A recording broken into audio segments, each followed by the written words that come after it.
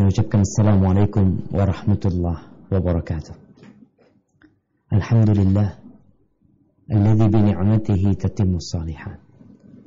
Segala puji bagi Allah Jalla Jalaluh yang karena nikmatnya kebaikan-kebaikan jadi sempurna. Alhamdulillahi ala kulli hal. Segala puji untuk Allah dalam segala kondisi. Apapun kondisi yang kita hadapi, apapun yang terjadi dengan diri kita, sejatinya alhamdulillah tetap lillahi rabbil alamin. Hanya Allah yang pantas untuk dipuja dan dipuji. Segala keindahan itu datangnya dari Allah, dan segala bencana itu dari diri kita sendiri. Allahumma salli wa sallim ala sayyidina Muhammadin wa ala alihi wa ashabihi ajma'in. Ya Allah, semoga salawat dan salam senantiasa Engkau curahkan untuk hamba kekasih-Mu, untuk baginda Nabi kita Muhammad alaihi salatu wassalam, untuk keluarga beliau, untuk istri-istri beliau, untuk putra-putri beliau, dan untuk seluruh sahabat Nabi. Semoga Allah meridhai kita bersama mereka. Amma ba'd, haibati fillah, kalau bicara menerangi kehidupan ini dengan Al-Quranul Karim, ada sebuah doa yang diajarkan oleh Nabi alaihi salatu wassalam untuk dibaca tatkala kita bersedih hati, tatkala kita galau, tatkala kita bingung menentukan sikap, tatkala masa depan itu kabur dan buram untuk kita. Hadis ini diriwayatkan oleh Al-Imam Ahmad bin Hanbal, dan hadis ini sahih, bahwa Nabi alaihi salatu wassalam mengajarkan doa Allahumma inni abduka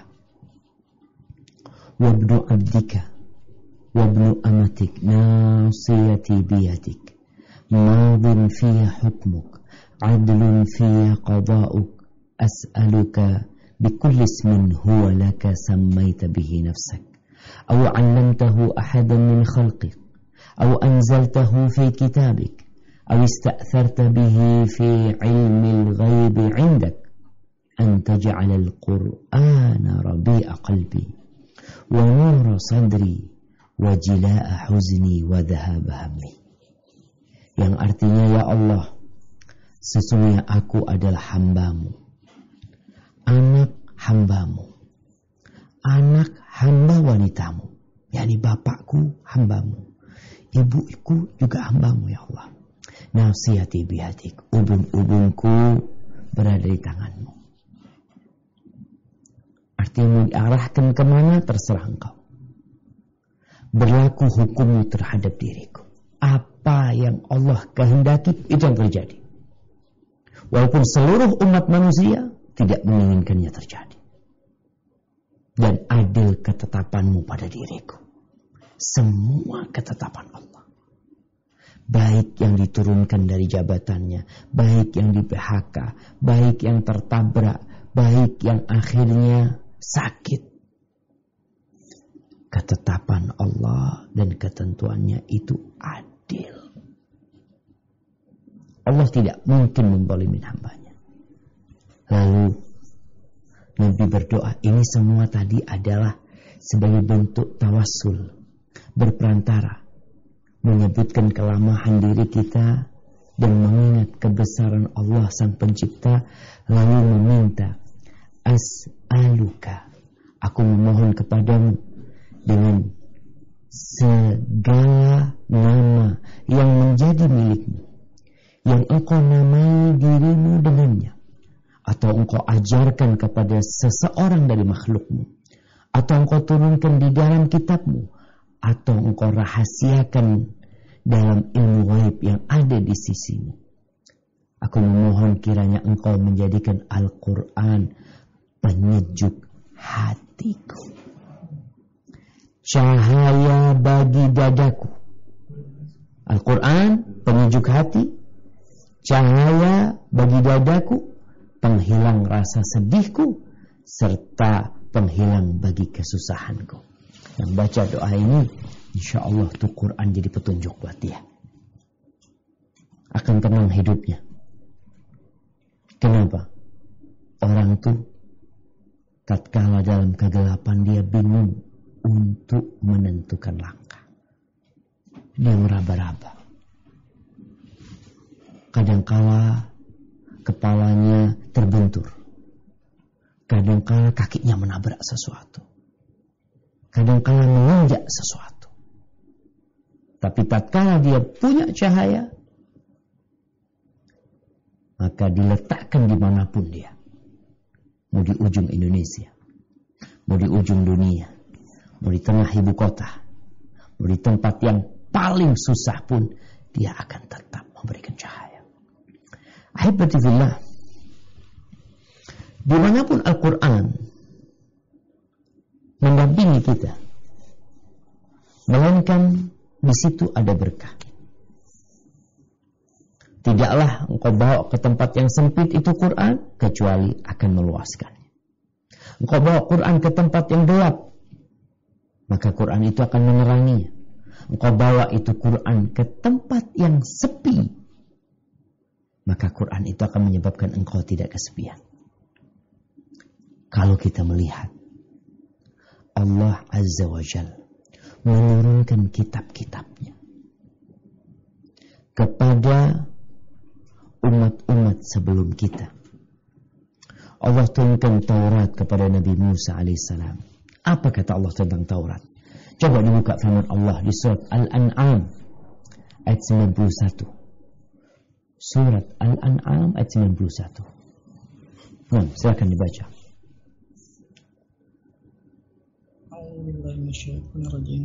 وما قدر الله حق قدره إذ قالوا ما أنزل الله على بشر من شيء قل من أنزل الكتاب الذي جاء به موسى نورا وهدى للناس تجعلونه قراطيس تبدونها وتخفون كثيرا وعلمتم ما لم تعلموا أنتم ولا آباؤكم قل الله ثم ذرهم في خوضهم يلعبون. Artinya, mereka tidak mengagungkan Allah sebagaimana mestinya ketika mereka berkata, Allah tidak menurunkan sesuatu pun kepada manusia. Katakanlah Muhammad, siapakah yang menurunkan kitab Taurat yang dibawa Musa sebagai cahaya dan petunjuk bagi manusia? Kamu jadikan kitab itu lembaran-lembaran kertas yang bercerai-berai, kamu memperlihatkan sebagiannya dan banyak yang kamu sembunyikan. Padahal telah dianjurkan kepadamu apa yang tidak diketahui, baik olehmu maupun oleh nenek moyangmu. Katakanlah, Allah lah yang menurunkannya. Kemudian setelah itu, biarkanlah mereka bermain-main dalam kesesatannya. Nah, Allah turunkan Taurat kepada Nabi Musa. Nuran wa hudan linnas, sebagai cahaya dan petunjuk bagi manusia. Tapi apa yang terjadi dengan umatnya Nabi Musa alaihissalam setelah ditinggal Nabi Musa?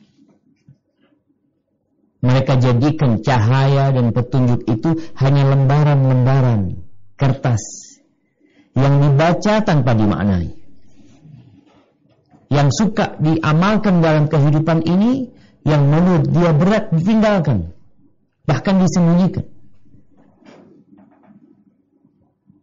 Sehingga yang seharusnya kehidupan itu terang, targetnya jelas, tujuannya nampak dengan terang benderang, jadi kabur. Itu yang terjadi dengan umatnya Nabi Musa alaihissalam. Lalu Allah turunkan Taurat. Setelah Taurat Allah turunkan Injil. Apa kata Allah tentang Injil ini? Allah sebutkan di surat Al-Ma'idah ayat 46.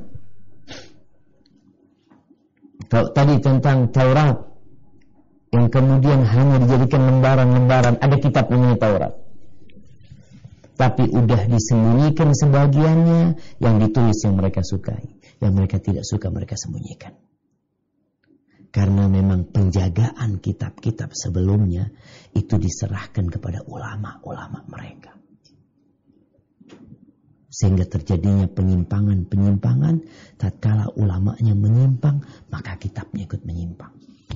Nah, tafadhol. Surat Al-Maidah ayat 46. A'udzubillahi minasyaitonir rajim. Wa qaffayna 'ala atharihim bi'Isa ibn Maryam musaddiqan lima baina yadayhi minat Taurat wa atainahul injila fihi hudaw wa nur wa musaddiqan lima baina yadayhi minat Taurati wa hudaw wa mau'izatan lil muttaqin. Artinya, dan kami teruskan jejak mereka dengan mengutus Isa putra Maryam membenarkan kitab yang sebelumnya yaitu Taurat, dan kami menurunkan Injil kepadanya, di dalamnya terdapat petunjuk dan cahaya, dan membenarkan kitab yang sebelumnya yaitu Taurat, dan sebagai petunjuk serta pengajaran untuk orang-orang yang bertakwa. Barakallahu fikum. Injil pun melanjutkan Taurat. Di dalamnya juga ada petunjuk dan cahaya. Ada pelajaran. Buat siapa? Buat orang-orang yang bertakwa. Karena kalau engkau tidak bertakwa, engkau gak akan mau menerima petunjuk Al-Quran Karim. Afwan, petunjuk itu Injil di masanya Nabi Isa alaihissalam. Tapi Injil pun kemudian diselewengkan. Nu'minu bi ba'd wa nakfur bi ba'd. Ahlul kitab tuh beriman dengan yang mereka sukai, yang mereka tidak sukai mereka kufur. Maka akhirnya umat manusia terjebak dalam kegelapan.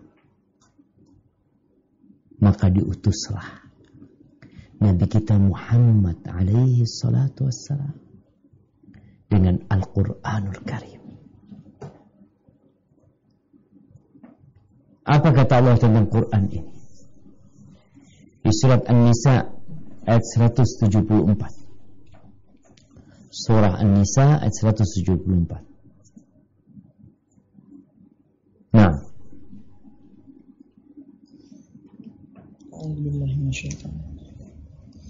Ya ayyuhan nasu qad ja'akum burhanun mir rabbikum wa anzalna ilaikum nuran mubina.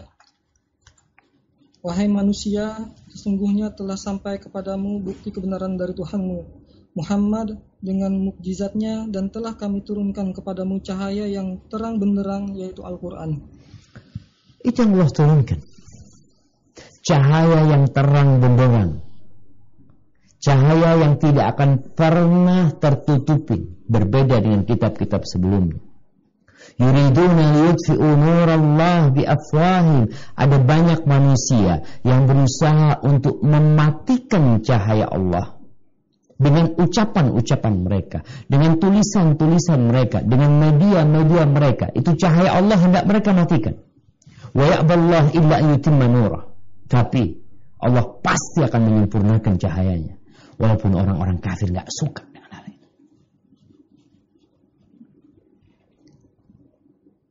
Jadi kalau bicara menerangi kehidupan dengan Al-Quran Karim, cahaya itu telah datang. Tinggal antum mau pakai apa enggak. Kalau orang berada di dalam kegelapan, lalu di situ enggak ada cahaya, enggak ada lampu, ya wajar dia tersesat. Engkau kenapa kok sampai terbentur kepalanya sampai keluar darah? Ya enggak ada cahaya tadi di sana. Tapi yang bermasalah adalah orang yang terbentur kepalanya, terkilir kakinya, sedangkan di depan dia ada senter, ada sentolok, ada lampu, tinggal dia hidupin. Dia ambil, dia pegang, dia hidupi, kelihatan tuh jalannya. Tapi dia tidak melakukan itu. Maka akan dikatakan kepada orang ini, keterlaluan engkau. Makanya kalau orang dikasih Quran sebagai cahaya untuk kehidupan ini, lalu dia palingkan wajahnya, membacanya nggak mau. Pedoman hidup umat manusia. Umat manusia.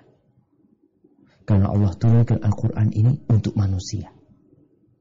Hanya saja kenapa kita berbincang orang-orang Islam? Karena yang dapat mengambil manfaat darinya adalah orang umat Islam mendapatkan cahaya dari Al-Quran Karim. Manusia kalau ingin sukses dalam kehidupan ini, secara personal, secara kehidupan keluarga, secara kehidupan bernegara, baca Quran. Kalau bicara tentang bagaimana ke depannya menyusun perencanaan untuk kebangkitan sebuah masyarakat, di Quran Allah sebutkan.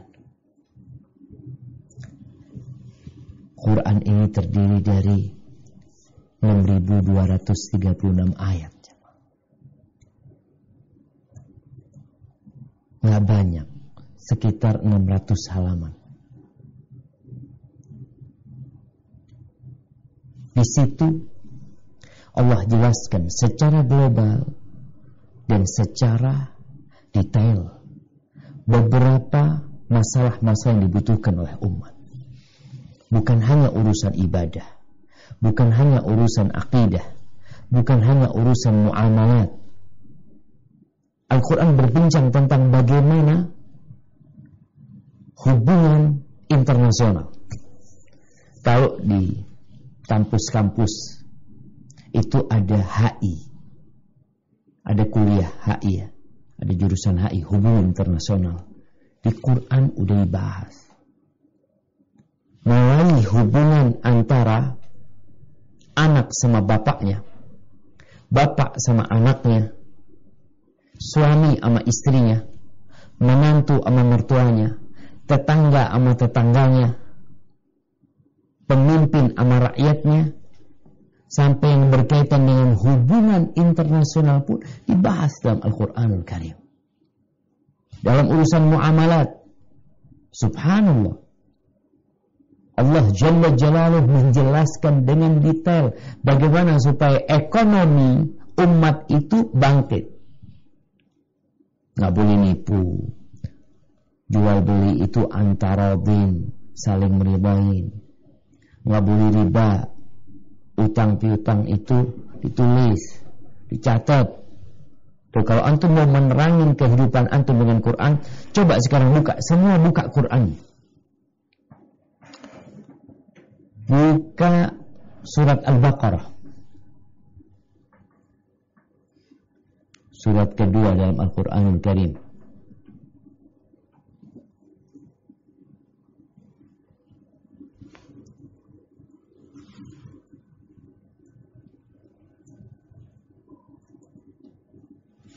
Di ayat 282.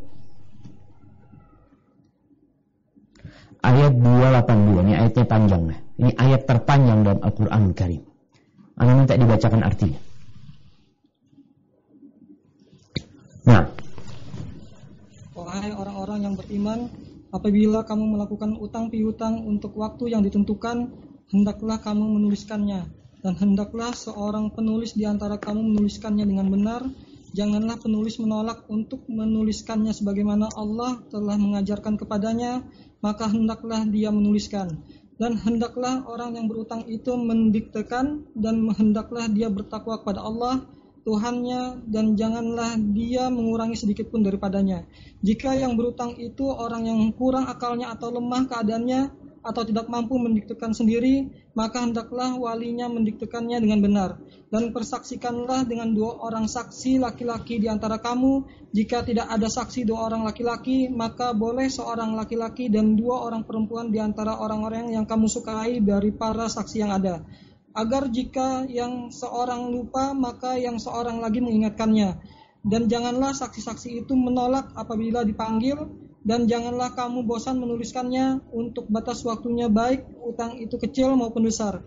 Yang demikian itu lebih adil di sisi Allah, lebih dapat menguatkan kesaksian dan lebih mendekatkan kamu kepada ketidakkeraguan, kecuali jika itu merupakan perdagangan tunai yang kamu jalankan di antara kamu, maka tidak ada dosa bagi kamu jika kamu tidak menuliskannya. Dan ambillah saksi apabila kamu berjual beli, dan janganlah penulis dipersulit, dan begitu juga saksi. Jika kamu melakukan yang demikian, maka sungguh hal itu suatu kefasikan pada kamu, dan bertakwalah kepada Allah. Allah memberikan pengajaran kepadamu dan Allah Maha mengetahui segala sesuatu. Barakallahu fikum. Mungkin yang ini kita jalankan. Urusan muamalat, utang piutang dibahas di Quran. 1400 tahun lalu belum ada kuliah hukum. Fakultas hukum belum ada. Belum ada notaris. Dan ternyata sudah dibikin bagaimana cara penulisan akad kontrak, jual beli kredit, ada jual beli kontan, harus ditulis supaya nanti tidak terjadi keributan. Ada saksi untuk menguatkan, tuh alat buktinya ditulis dan 2 saksi. Subhanallah, Al-Quran berbicara ini jamaah. 1400 tahun yang lalu. Lalu kita berpikir untuk mendapatkan ilmu ini dari tempat lain. Baik, namun yang jadi masalah sebagian orang itu kadang-kala mengambil yang cocok buat dia, yang nggak cocok dia nggak ambil. Bicara urusan muamalat ini, bagaimana merangi kehidupan kita dengan Al-Quranul Karim. Coba dibuka 1 halaman sebelum halaman ini.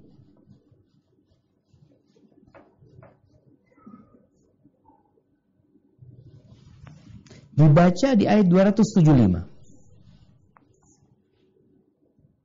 Ayat 275, 276. Ya. Alladzina yaquluna ar-riba la yaqumuna illa kama yaqumul ladzi yatakhabbathu asy-syaitanu minal massi. Dzalika bi annahum qalu innamal bay'u mithlu ar-riba wa ahallallahu al-bay'a wa harrama ar-riba. وَمَنْ جَاءَهُ مَوْعِظَةٌ مِّنْ رَبِّهِ فَانْتَهَى فَلَهُ مَا سَلَفَ وَأَمْرُهُ إِلَى اللَّهِ وَمَنْ عَادَ فَأُولَئِكَ أَصْحَابُ النَّارِ هُمْ فِيهَا خَالِدُونَ. Orang-orang yang memakan riba tidak dapat berdiri melainkan seperti berdirinya orang kemasukan setan karena gila. Yang demikian itu karena mereka berkata bahwa jual beli sama dengan riba. Padahal Allah telah menghalalkan jual beli yang mengharamkan riba. Barang siapa mendapat peringatan dari Tuhannya lalu dia berhenti, maka apa yang telah diperolehnya dahulu menjadi miliknya dan urusannya terserah kepada Allah. Barang siapa mengulangi, maka mereka itu penghuni neraka, mereka kekal di dalamnya. Tambah 1 ayat lagi. Yamhaqullahu riba wa yurbis sadaqat wallahu la yuhibbu kulla kaffarin athim. Allah memusnahkan riba dan menyuburkan sedekah. Allah tidak menyukai setiap orang yang tetap dalam kekafiran dan bergelimang dosa. Barakallahu fikum. Inilah jemaah yang kita lihat. Allah berbincang tentang bagaimana utang piutang, bagaimana jual beli kredit, bagaimana pencatatan, bagaimana adanya notaris, bagaimana adanya saksi. Itu kita jalani dalam kehidupan ini. Tatkala berbincang tentang riba, Allah sebutkan. Tuh orang-orang yang makan riba, kelak di hari kiamat dibangkitkan seperti orang gila. Kenapa? Karena ketika hidup di dunia, dikasih tahu riba nggak boleh, haram. Oh nggak apa-apa. Bahkan mereka dengan mudah mengatakan innamal bay'u mithlu riba. Apa sih? Oh jangan terlalu ekstrim dalam beragama. Jual beli itu sama aja dengan riba. Sama aja. Kita beli mobil 1 juta, kita beli mobil minus 100 juta, jual 100 juta 20. Anda pinjamkan uang 100 juta, dia bayar 120. Apa bedanya? Subhanallah. Tapi Allah dengan tegas mengatakan wa ahallallahu al-bay' wa harrama riba. Jual beli Allah halalkan dan riba Allah haramkan. Siapa yang mengatakan itu? Allah. Ini bicara kalau kita ingin ekonomi kita berkah. Karena Allah sebutkan yamhaqullahu riba Allah memusnahkan riba. Ahibati fillah, kita lihat bagaimana para sahabat Nabi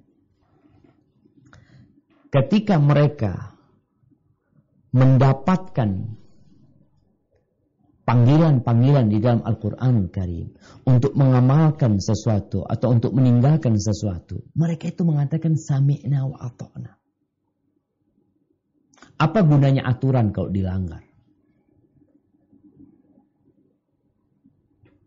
Tapi memang banyak pelanggar-pelanggar aturan, bahkan ada yang mengatakan aturan dibikin untuk dilanggar. Abdullah bin Mas'ud radhiyallahu anhu mengatakan, "Idza sami'ta qaulallah ta'ala ya ayyuhalladzina amanu fa'ar'iha sam'ak fa innaha khairun ya'muru bihi aw syarrun yanha anhu." Engkau kalau dengar dalam Al-Qur'anul Karim firman Allah, wahai orang-orang yang beriman. Wahai orang-orang yang beriman. Apa yang harus dilakukan? Dengerin. Yang ngomong nih Allah. Yang manggil Allah. Dengerin, kata Ibnu Mas'ud. Pasang telingamu. Sesungguhnya yang Allah hendak sampaikan itu kebaikan untukmu. Atau ada keburukan yang Allah ingin melarangmu, hati-hati. Dan Allah panggil, kembali ke surat Al-Baqarah tadi. Di ayat 278. 279. Coba dibaca.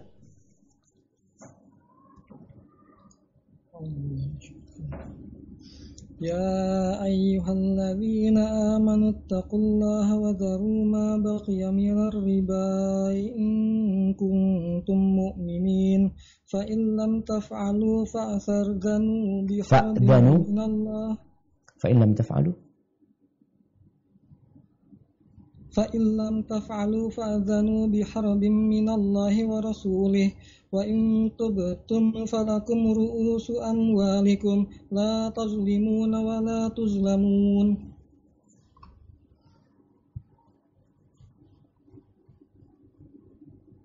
Ya. Wahai orang-orang yang beriman, bertakwalah kepada Allah dan tinggalkan sisa riba yang belum dipungut jika kamu orang yang beriman. Jika kamu tidak melaksanakannya, maka umumkanlah perang dari Allah dan Rasul-Nya. Tetapi jika kamu bertobat, maka kamu berhak atas pokok hartamu. Kamu tidak berbuat zalim atau merugikan dan tidak dizalimi atau dirugikan. Subhanallah. Kita itu tidak boleh merugikan orang lain. Ketika Allah mengharamkan riba, memperbolehkan jual beli karena asas jual beli memang saling menguntungkan. Engkau mau cari keuntungan dari barang, dia mau cari keuntungan dari uang. Ketika engkau meminjamkan, asasnya membantu. Engkau mau cari pahala dari uangmu, dia mau ambil manfaat dari hartamu. Ketika orang-orang beriman gak mau, engkau ngaku beriman, maka berarti engkau belum menjadikan Quran sebagai cahaya dalam kehidupan. Mungkin engkau juga berpandangan gak mungkin dalam kehidupan ini bisa seperti itu.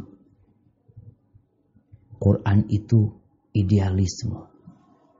Quran itu idealisme yang realistis. Ideal tapi real. Dan sudah dipraktekkan dalam kehidupan ini. Kalau mungkin antum berpikir, umur Amerika itu, berapa umur Amerika? Kapan ada negara namanya Amerika? 400 tahun yang lalu? Kurang lebih. Sedangkan Islam hadir 1440 tahun yang lalu. Apakah sudah dipraktekkan dalam kehidupan Quran ini sehingga kita bisa punya bukti? Mana buktinya umat yang mempraktekkan Al-Quran kemudian mereka sukses? Hai sahabat Nabi. Bagaimana negeri itu penuh dengan nilai-nilai kebaikan. Ketika kita melihat ada negeri-negeri yang mayoritas penduduknya Muslim, tapi ternyata negeri itu kacau, berarti mereka jauh dari Quranul Karim. Begitu pula dengan masyarakat muslim yang mayoritas. Ketika mereka hidup kacau, gak bersih. Kalau tadi katanya ada orang yang gak bersih. Muslim kok gak bersih. Muslim malas, ganggu orang lain, mencuri, ngerampok, jahilin orang, korupsi. Oh, berarti dia jauh dari Quran Karim. Yang ditakutkan seperti orang-orang yang Yahudi yang kata Allah taj'alunahu qaratis. Kalian cuma jadikan Quran lembaran-lembaran. Ya cuma dibaca, taruh. Diamalkan tidak. Kita lihat bagaimana para sahabat Nabi. Sehingga mereka jadi umat yang terangkat. Kita berpikir, tuh orang-orang modern. Karena ada kelompok manusia di Indonesia pun sudah mulai muncul. Yang beranggapan bahwa Amerika bisa maju, Eropa bisa maju karena mereka meninggalkan kitab mereka. Maka seruan itu dibawa ke Indonesia oleh sekelompok orang-orang liberal yang berpendapat kalau engkau ingin maju, engkau harus punya penafsiran baru untuk Quran. Udah gak relevan lagi yang ada itu. Karena Quran ini mengekang, kata mereka. Engkau gak bisa maju ke depan, gak bisa lari, pegangin kakimu. Ahibati fillah. Kalau mereka maju karena meninggalkan Taurat dan Injil, ya pantas ditinggalkan. Karena memang sejak datangnya Quran harus ditinggalin. Sudah banyak penyimpangan-penyimpangan di sana. Banyak ajaran-ajaran tidak relevan. Iya.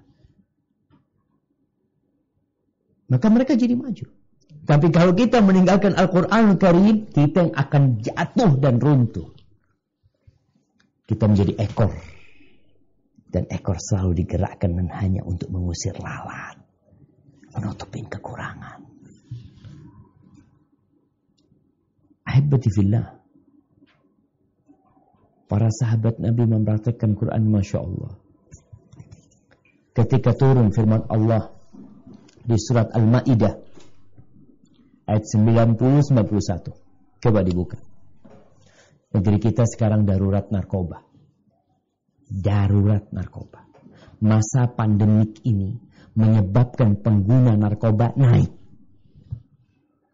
Bahkan kemarin Ana mendengar diskusi antara Jaksa Agung Muda dengan Dir apa urusan narkoba juga ini itu diskusi mereka. Kenapa Indonesia ini kok nggak selesai-selesai urusan narkoba?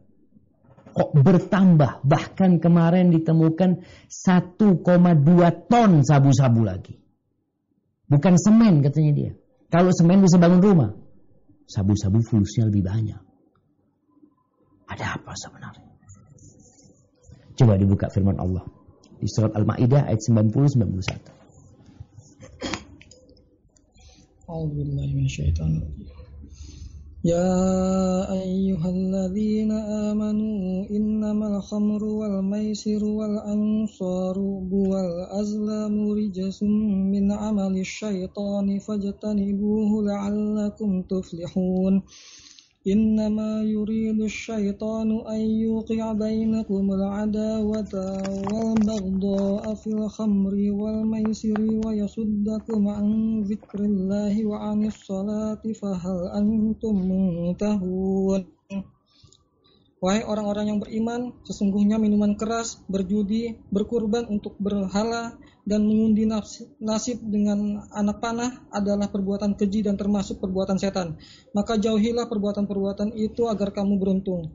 Dengan minuman keras dan judi itu, setan hanyalah bermaksud menimbulkan permusuhan dan kebencian di antara kamu dan menghalang-halangi kamu dari mengingat Allah dan melaksanakan salat, maka tidaklah kamu mau berhenti.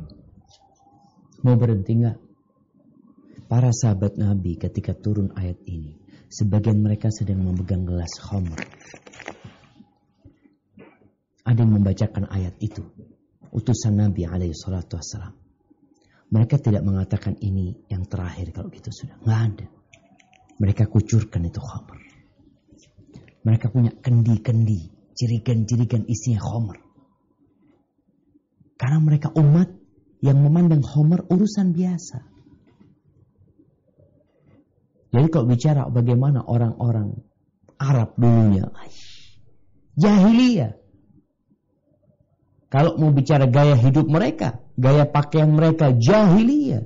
Makanya kalau ada yang mengatakan cadar itu adat Arab, jilbab itu tradisi Arab, ana selalu mengingatkan mereka, coba engkau baca sejarah.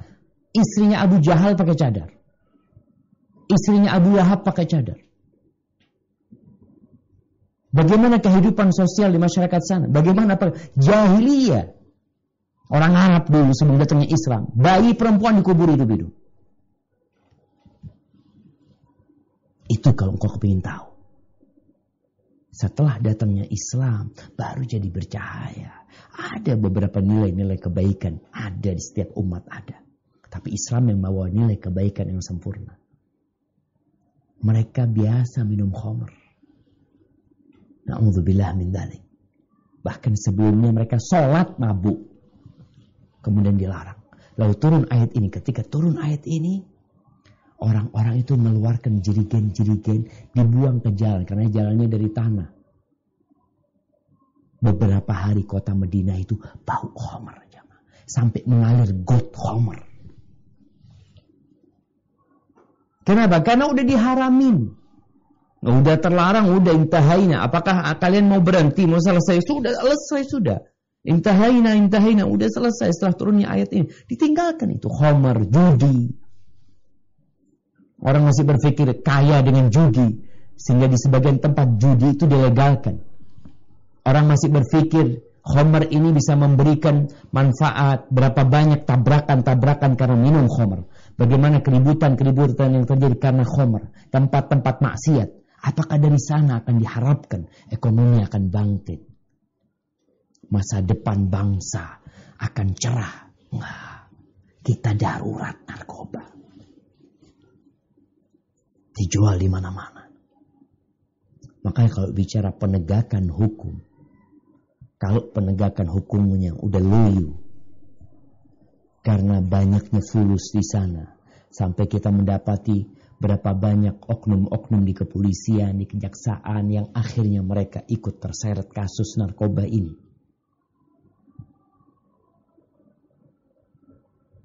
Harus digandeng para ulama.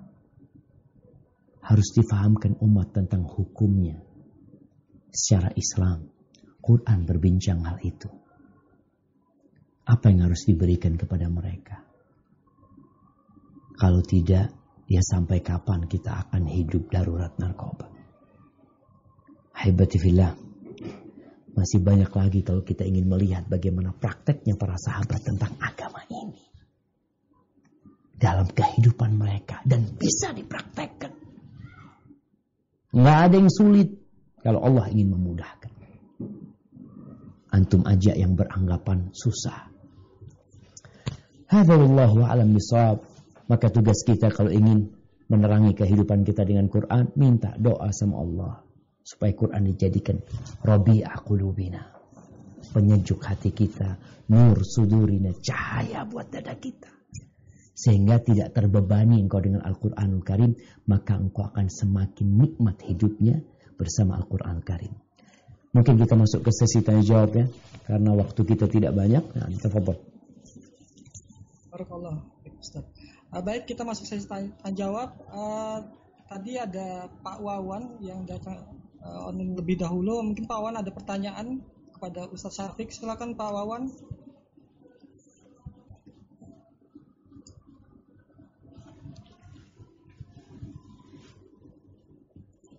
Baik, sebelumnya Anda bacakan terlebih dahulu Ustaz. Ini ada beberapa pertanyaan. Anda bacakan langsung dua Ustaz. Siap. Yang pertama, bagaimana hukum HP yang dimasukkan ke dalam saku celana dan dibawa masuk ke toilet yang di dalamnya ada aplikasi Al-Quran. Kemudian yang kedua, apakah sama pahala membaca Al-Quran dari mushaf dan HP karena kami sering berada di lapangan? Tafadhal Ustaz. Nah, barakallahu fikum. Ya, berkaitan dengan apakah tatkala kita pegang handphone tadi yang dimasukkan ke celana, padahal di situ ada aplikasi Al-Qur'annya. Di sini kita harus paham bahwasanya Handphone itu bukan mushaf. Di situ ada aplikasi. Yang aplikasi bisa dibuka, bisa ditutup. Sehingga tatkala engkau masuk ke toilet, aplikasinya ditutup. Yang ada adalah handphonemu. Mau masuk ke toilet dengan hal itu nggak ada masalah. Kalau mushaf di sini, mushaf jangan dibawa ke kamar mandi. Hanya memang sebagian ulama mengatakan apakah boleh kita taruh di tas ya kalau memang takut di luar nanti hilang. Maka di situ ada rukhsah buat dia mungkin. Adapun hukum membaca Al-Quran dengan mushaf dan dengan handphone. Kalau dilihat, mungkin ada perbedaan. Apa perbedaannya? Kalau mushaf, nggak boleh menyentuhnya kecuali orang yang suci. Wanita yang datang bulan, yang haid, yang nifas, nggak boleh nyentuh Quran. Nyentuh mushaf. Bahkan berkaitan dengan apakah harus bersuci, harus berwudu orang menyentuh Al-Quran Karim. Memang ada khilaf di antara para ulama, tapi pendapat jumhur, engkau hendaklah berwudu. Itu mushaf. Sedangkan aplikasi yang ada di handphone, kita pegang handphone bebas. Muslim, kafir, wudu, nggak wudu, junub, apa, mau pegang itu nggak apa-apa. Karena dia memang handphone. Tapi kalau bicara membacanya lewat handphone, mereka diperbolehkan. Kecuali orang junub memang nggak boleh baca Al-Quran Karim. Sehingga silahkan kau baca Quran lewat aplikasi, lewat handphone. Tapi tatkala engkau berada di masjid, ya, kemudian di situ ada mushaf, peganglah itu mushaf. Yang tentunya berbeda dengan memegang handphone. Karena kau buka aplikasi yang terkadang baterainya habis, atau kadang-kala nanti ada notifikasi yang masuk yang mengganggu dirimu. Tapi kalau mushaf selesai, kau taruh handphonemu, kau baca mushafmu. Tapi kalau memang kau di lapangan, silahkan. Sama-sama engkau membaca Al-Quran Karim, hanya perbedaannya, itu mushaf yang ada hukumnya menyentuhnya, itu handphone yang bebas orang untuk menyentuhnya. Hada wallahu a'lam bissawab. Baik, selanjutnya ini ada pertanyaan berikutnya, mungkin tidak berkaitan dengan Al-Quran, Ustaz. Saya sudah berumah tangga jalan 8 tahun dan saling mencintai meskipun gelombang rumah tangga sering naik turun. Pertanyaannya, apa kiat-kiat agar gelombang rumah tangga dapat diminimalkan atau sampai tidak ada? Kepada Ustaz. Masya Allah. Kalau sampai nggak ada gelombang, nggak jalan perahunya jemaah. Kalau nggak ada gelombang. Baik, kita lihat rumah tangga Rasul Sallallahu Alaihi Wasallam ada gelombang. Gelombang itu seperti garam dalam masakan. Kalau kelebihan nggak enak, kalau kurang hambar.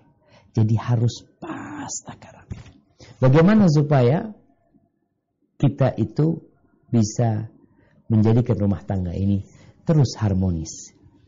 Gelombang itu tadi menambah harmonis tatkala kau pandai menyikapi. Kadang-kala istri marah, ya kadang-kala suami marah, si istri datang kepada dia minta maaf. Itu cintanya bisa lebih daripada sebelumnya. Itu yang terjadi dalam rumah tangga. Tatkala kita bisa memanagenya. Bagaimana sekarang tips-tips supaya rumah tangga kita sakinah, mawaddah dan rahmah? Yang pertama, tinggalkan dosa. Jauhi dosa. Karena dosa ini membawa dampak buruk ke rumah kita. Allah mengatakan, "Laisa bi amaniikum wala amani ahli kitab man ya'mal su'an yujza bih." Siapa yang berbuat dosa Allah balas. Allah, mudah-mudahan kita diampuni dosa-dosa kita. Sehingga bagaimana para salafus saleh kadangkala ya dia terjebak dalam dosa, dia masuk rumahnya. Dia tahu kalau dia habis melakukan dosa, itu di tingkah laku dan perilaku istrinya. Bukan hanya istrinya, kudanya. Bukan hanya kudanya, sampai tikus di rumah. Tikus yang gak pernah makan baju, hari itu makan baju. Ya Allah, kok bisa gitu. Itu salah satu dampak buruk dosa. Tinggalkan dosa. Yang ketiga, jangan saling menuntut hak. Tapi apa yang harus dilakukan? Saling mengerjakan kewajiban. Jadi kalau kita ini selalu tanya, hakku apa, berarti ada masalah nih. Tapi kalau engkau ingin tahu hakmu dengan catatan engkau ingin menggugurkan, yaitu hakku, tapi nggak apa-apa lah.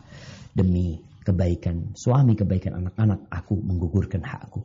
Nah, jadi jangan saling menuntut. Engkau belajar tentang hak dan kewajiban penting, tapi yang lebih engkau harus tekankan adalah masalah kewajibanmu. Laksanakan kewajiban. Tatkala ada hak-hakmu yang tidak ditunaikan oleh pasanganmu, maka mintalah hakmu kepada Allah Subhanahu wa taala. Yang ketiga, ramaikan rumahmu dengan Quran. Khususnya di tengah malam, salat malam. Bagaimana Nabi alaihissalatu wasallam menggambarkan rumah tangga yang harmonis ya. Rahimallahu rajulan qama minal laili fasalla. Allah merahmati seorang laki-laki yang bangun di malam hari, salat dia. Selesai salat dia bangunin bininya. Ketika bininya nggak mau bangun, dipercikkan air di wajahnya. Kemudian istrinya bangun, salat. Wa rahimallahu imra'atan, dan Allah merahmati seorang wanita. Qamat minal laili fasalla. Dia bangun di malam hari, dia salat. Setelah salat dia bangunin suaminya. Suaminya nggak bangun, percikan air, bangun, suaminya salat bareng. Masya Allah. Tuh, rumah tangga akan indah. Kemudian yang keempat, ketika salah satu marah, yang satunya harus diam. Bukan diam ngambek, bukan. Tapi diam tidak membantah. Namun dia datang menghibur. Kalau yang marah itu suaminya, istri datang menghibur suaminya. Minta maaf sama suaminya. Dan itu lebih utama. Kalau istri yang marah, suami pun berusaha untuk menghibur istrinya. Dengan cara seperti ini, kehidupan itu akan berlanjut dengan baik. Hadza wallahu a'lam bishawab.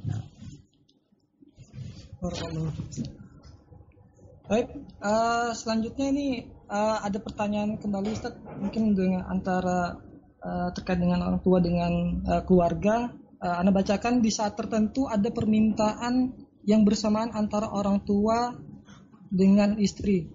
Bagaimana dua-duanya bisa saya penuhi dan tidak membuat kecewa kedua belah pihak, apalagi dengan kondisi COVID seperti ini? Barakallahu fikum. Iya jemaah. Tatkala suami dihadapkan dengan ibu dan istrinya, bagaimana dia bersikap agar dua-duanya tidak kecewa? Engkau berikan itu kepada ibumu. Kalau dia berkaitan dengan urusan ekonomi, urusan furus, berikan kepada ibumu. Terus istri nanti kecewa, berikan cinta kepada istri. Bagikan kasih sayang buat dia. Berikan perhatian yang lebih untuk dia. Karena engkau kumpul sama dia. Engkau bisa ngobrol yang lebih dalam lagi. Beda sama orang tua kita. Dia di atas kita. Tapi istri di bawahmu. Engkau elus kepalanya. Engkau kecup keningnya. Engkau sampaikan kepada dia. Doakan. Insya Allah berikan yang lebih baik buat engkau. Maka dengan cara seperti ini, insya Allah istri akan gembira, berbahagia. Orang tua akan hidup berbahagia dengan kebaktian anaknya. Dan ketahuilah, Allah Azza wa Jalla tidak pernah tidur. Berapa banyak istri itu yang sejatinya perlu perhatian. Istri minta, Masya Allah, minta sesuatu yang jutaan. Engkau gak mampu karena harus diberikan kepada ibu. Apa yang kau lakukan? Engkau belikan bunga mawar buat dia. Engkau belikan bunga yang kau bungkus buat dia. Engkau berikan tulisan cinta dan kasih sayang buat dia. Insya Allah itu akan lebih berharga buat istrimu. Asalkan istrimu wanita soleha. Kalau nggak soleha, berantem antum. Hadza wallahu a'lam bishawab. Barakallahu fiik. Dari Pak Bayu, mungkin ada pertanyaan, dipersilakan Pak Bayu. Cukup Pak Zaki, silakan yang lain. Dari yang lain, Pak Putih Fajaryadi. Pak Zaki, terima kasih. Assalamualaikum Pak Ustadz. Waalaikumsalam warahmatullahi wabarakatuh. Kesempatannya ini Pak Ma luar biasa. Dai-dai kondang yang selalu dihadirkan di site Adaru. Terima kasih Pak Bayu dan Pak Ma manajemen ya. Baik, pada kesempatan kali ini saya mau menanyakan agak beda sedikit dengan tema, tapi begini Pak Ustadz, jadi ada yang dimakamkan sesuai protokol COVID, tapi hasil swabnya ada negatif setelah dimakamkan selesai. Ada beberapa masyarakat yang menguburkan kembali, digali kembali, terus dikuburkan dengan cara yang lebih sesuai syariat. Menurut Pak Ustadz bagaimana? Terima kasih. Assalamualaikum warahmatullahi wabarakatuh. Waalaikumsalam warahmatullahi wabarakatuh. Naam jamaah. Yang pertama kita tahu ada hak-hak jenazah. Ketika dia meninggal dunia, dia harus dimandikan. Kalau memang tidak mungkin dimandikan, dia itu diwuduin aja. Kalau nggak mungkin diwuduin, dia ditayamumi. Sehingga itu menggantikan mandi dia, menggantikan wudhu dia. Apabila jenazah COVID ini, kita lihat dia tetap harus dimandikan atau diwuduin atau ditayamumi.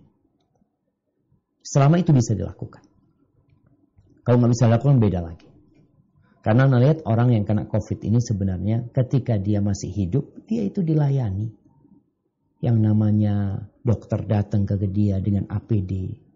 Memang yang agak heran ketika mati kok akhirnya seakan-akan lebih menakutkan daripada ketika hidup. Terus gimana kalau sekarang dia dimakamkan sesuai dengan syariat? Hanya saja tadi mungkin yang dibicarakan dia seharusnya dimandikan tapi dia ditayamumi nggak usah. Dan dia sudah dimakamkan. Ternyata hasilnya dia negatif, dia nggak kena COVID.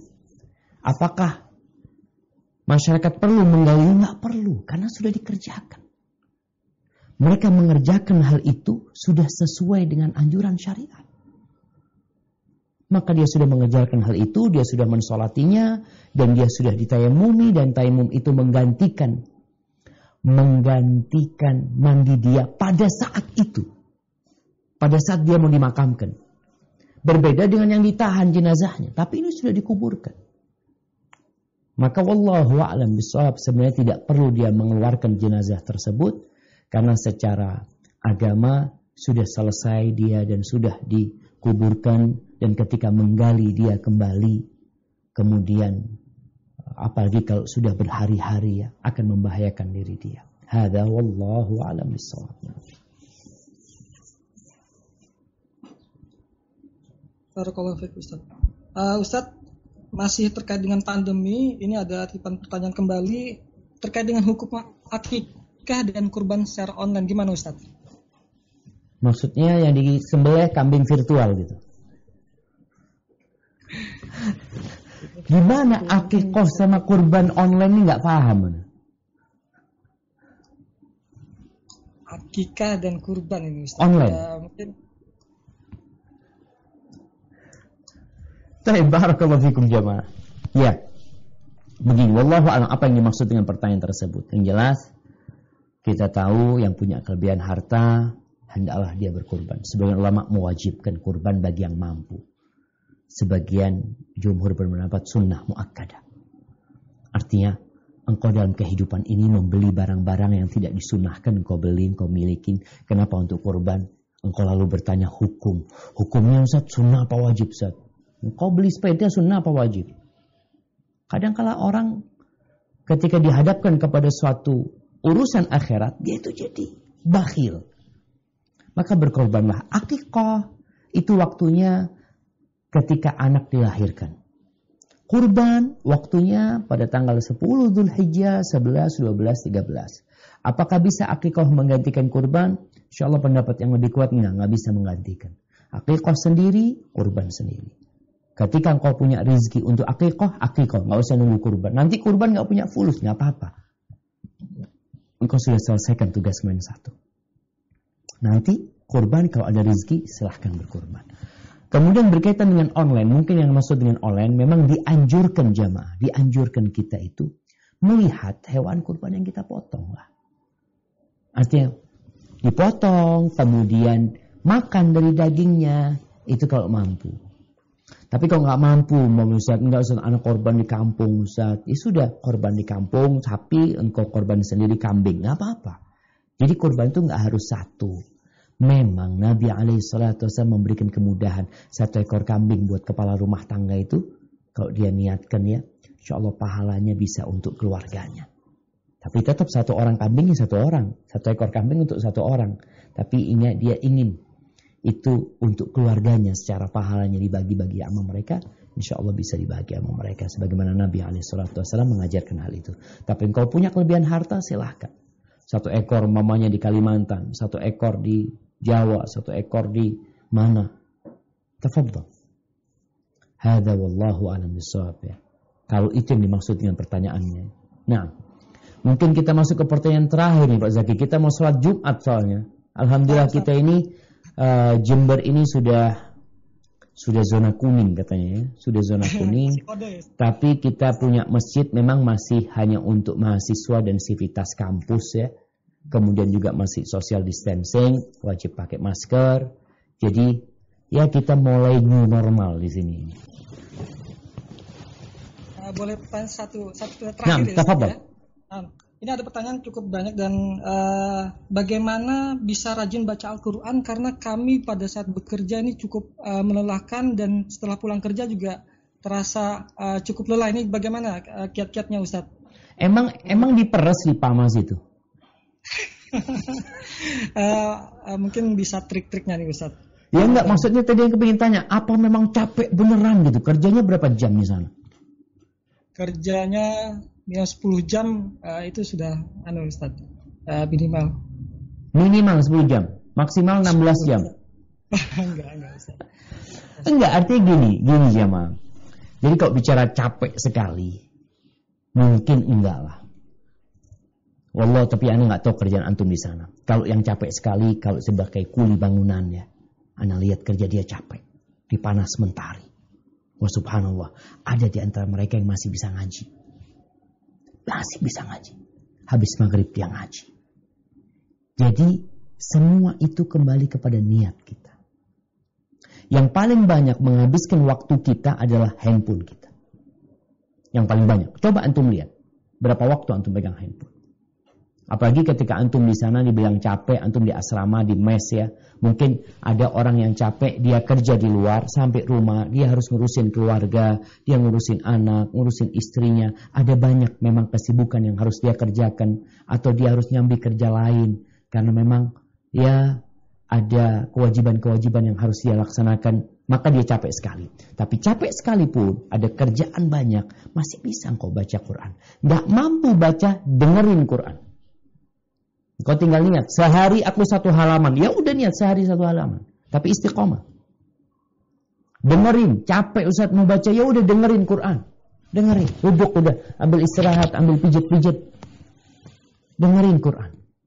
Jadi kembali kepada niat, innamal a'malu binniyat. Antum kalau niat main bola, capek main bola. Orang-orang pekerja itu Masya Allah, niat.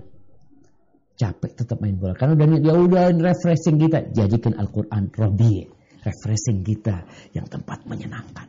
Engkau ketika cinta kepada sesuatu, wallahi rasa lelah dan capek itu antum akan lupakan. Ada wallahu a'lam bishawab. Mungkin yang bisa Anda sampaikan, Anda makasih banyak kepada Pak Bayu dan manajemen PAMA ya, dan kepada teman-teman semua yang masih semangat untuk ngaji walaupun dengan online seperti ini. Dan Anda dengar kondisi di sana masih banyak yang terkena COVID ya. Berhati-hati, terus berdoa. Jangan kemudian kita itu takutnya sama Allah jadi lemah. Kita lebih takut sama penyakit ini. Antum harus lebih takut sama Allah SWT. Tapi antum jaga yang berkaitan dengan sebab-sebab yang harus kita jaga. Social distancing, jaga kebersihan, pakai masker, tetap dijaga, tapi ingat penyakit itu bisa ke antum walaupun antum sedang tidur di ranjang antum. Kalau Allah berkehendak, maka berdoalah, minta sama Allah. Keluar rumah baca doa, makan baca doa, pulang masuk rumah baca doa, bergantung sama Allah SWT. Hadza wallahu a'lam bishawab. Kurang lebihnya ana mohon maaf. Ana kembalikan ke Mas Zaki ya. Ana kayaknya undur diri langsung nih, soalnya mau siap-siap untuk sholat Jumat. Subhanakallahumma wa bihamdika asyhadu an la ilaha illa anta astaghfiruka wa atubu ilaik. Wassalamualaikum warahmatullahi wabarakatuh.